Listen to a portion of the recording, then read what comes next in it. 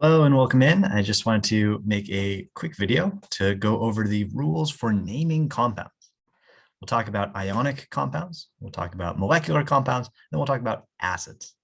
So in total, we'll end up with 6 rules to follow. And with these rules, we'll be able to identify the name for any chemical based on its chemical formula, or vice versa.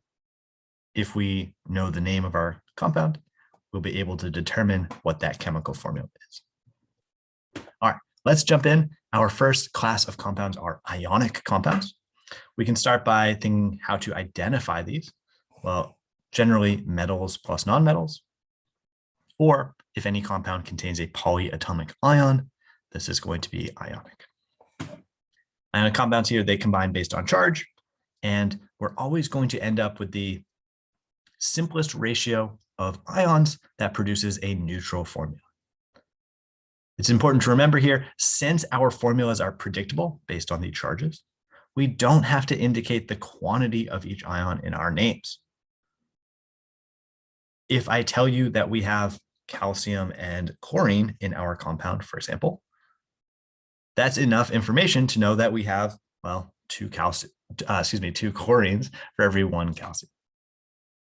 Right, so our naming rule here, it is sufficient to just say the name of our cation followed by the name of our anion, as long as we know all the charges based on the periodic table for our cations and anions. So this was our calcium chloride example, calcium and chlorine. If we have calcium, we know that it is +2. If we have chlorine, we know that it is -1. And so to form a neutral compound with the simplest ratio, we can get CaCl2, and we can call this just calcium chloride. Notably here, we have that IDE ending. Now, sometimes we are not going to know the charge on our metal based on the periodic table. And so we need a little bit of extra information.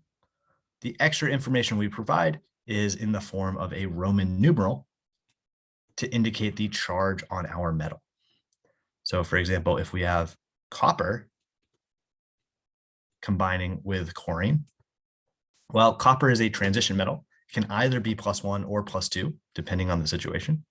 And so we can indicate that with a Roman numeral in parentheses.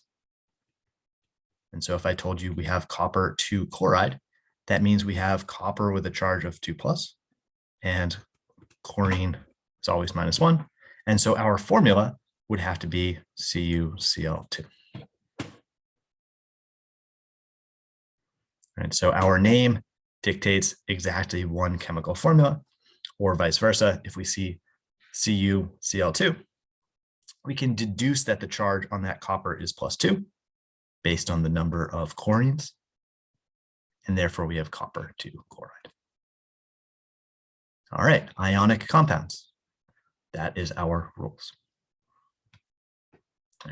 Here is a list of which elements have predictable charges.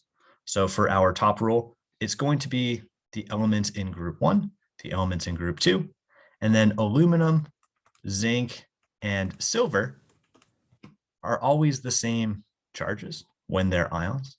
Aluminum is always 3, zinc is always 2, and silver is always +1.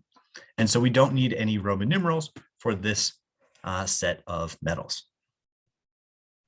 Everything else, the transition metals and some of the metals down below on the bottom right, do require a Roman numeral because it's not obvious based on the periodic table what our charge might be.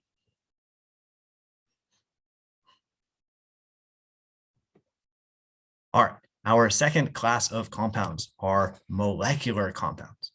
Notably here, we're talking about binary molecular compounds where we have all non-metals. These molecular compounds combine not based on charge, but based on other bonding principles we'll talk about in future lessons. But notably, because we're not combined based on charge, our naming system needs to indicate the quantity of each atom. Right? So if I tell you have a compound with carbon and oxygen, well, that could be a number of different things. We need to have a name that tells us exactly what we're talking about.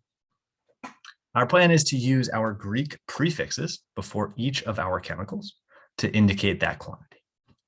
Mono, di, tri, tetra, et cetera, et cetera, et cetera. Notably, if you would begin your chemical name with mono, then we get to omit that. That is our 1 asterisk. But otherwise, we'll have a prefix for everything when we have a molecular compound. So if we have CO2, this is one of those carbon and oxygen compounds. This would be 1 carbon and 2 oxygens, carbon dioxide. We don't use that mono prefix in the beginning because we don't start our chemicals with mono. We can just call this carbon dioxide. If we had CO, for example, instead, we can call this carbon monoxide, or really we smush together vowels when we can, carbon monoxide.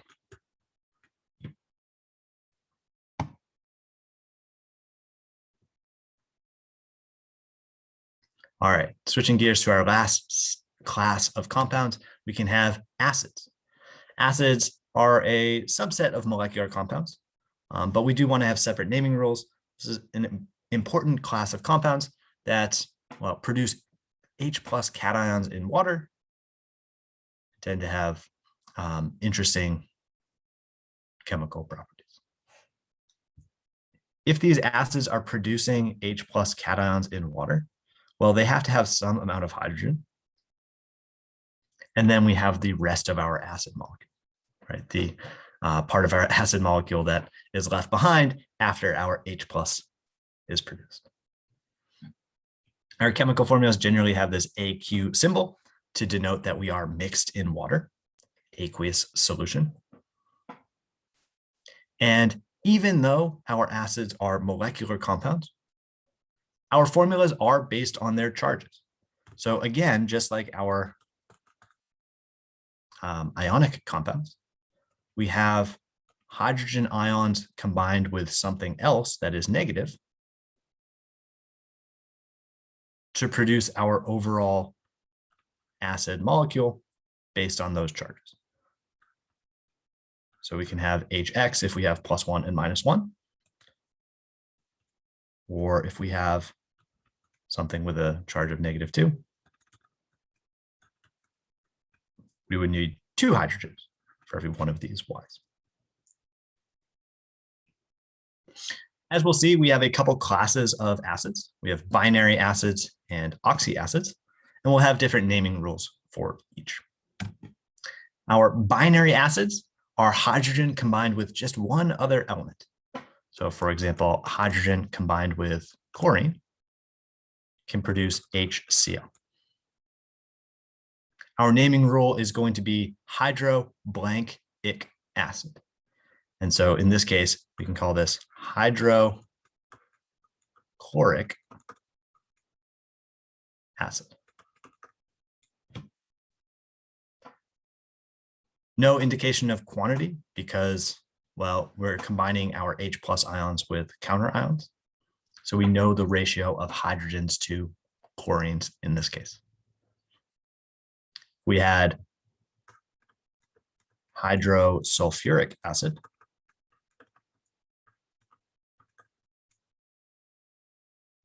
Hydroic acid, well, we're combining hydrogen with our sulfide ion, which is negatively charged by a charge of -2.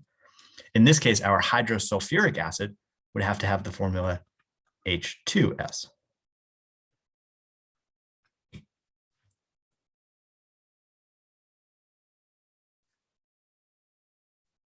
All right, our oxyacids are similar. We're combining H+ ions with something else, but now we're combining these with a polyatomic ion.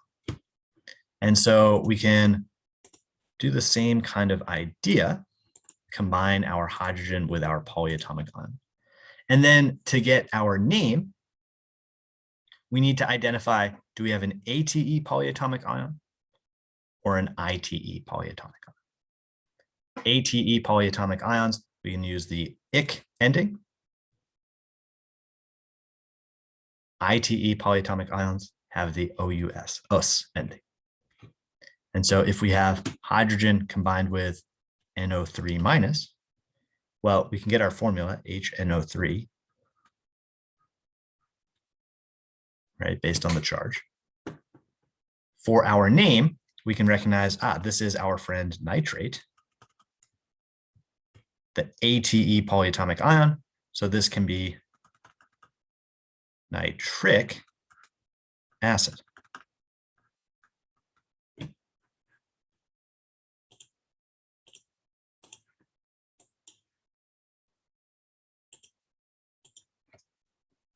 Alternatively, if we had HNO2, well, this is hydrogen combined with NO2 minus, nitrite. And so our acid would be called nitrous acid.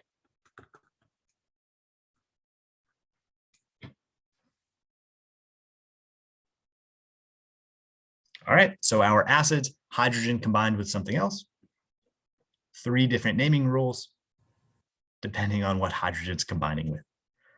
Notably here, our acids have their formulas built based on the charges.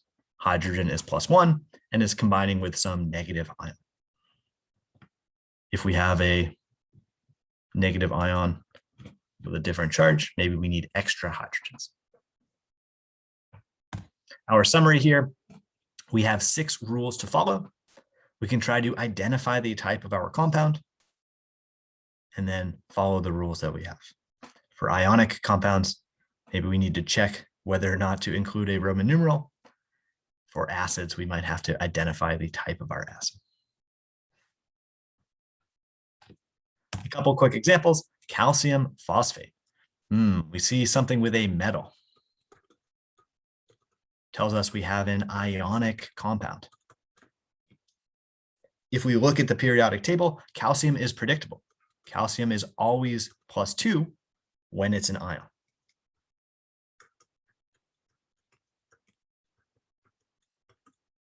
And so we can build our chemical formula, calcium combined with phosphate.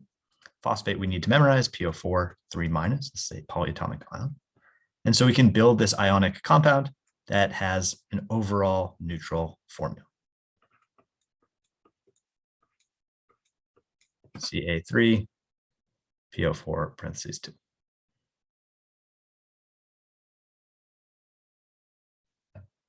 Working the other way, we see H2SO4 aqueous. Starting with hydrogen, having that AQ symbol tells us we have some kind of acid. And in fact, we have an acid built on SO4 2 minus combined with our H plus. Again, we get to memorize these polyatomic ions. This is known as sulfate. The ATE polyatomic ion. And so we're looking at an ic acid. So we can call this sulfuric acid.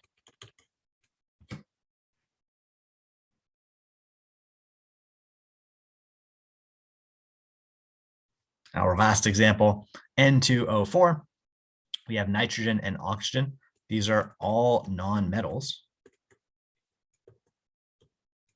And so it looks like we have a molecular compound. Our molecular compounds are when we get to utilize our Greek prefix. And so we have 4 nitrogens. This is our tetra prefix. We have 2 oxygens. This is our di prefix. So we can call this tetra nitrogen dioxide. Now, whether this is a real compound or not is something I have not looked at, but at least we can follow our rules and get the name that we would expect.